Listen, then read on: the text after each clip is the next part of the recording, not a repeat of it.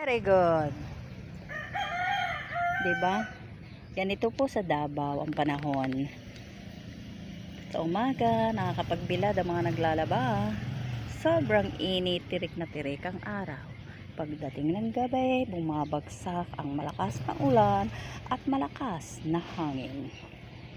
Ganito po ang weather news sa Davao. We are here in Cabantian, Forestal Furok 39. Wow, sinabi na address. Baka may magbibigay na regalo. Binigay ko na ang address ko. Bye-bye, ingat. Yan, nakita nyo naman ang weather ng Davao. Wish ko lang sana sa aking pamilya sa Cavite ay ganito rin kaganda ang panahon. Okay lang umulan sa gabi.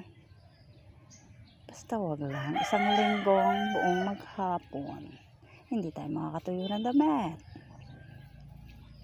Diba naglalaro ang aking doggy. Yan lang kayo ha. Chu, bantayan mo si Chuchu ha. Bantayan mo yan ha.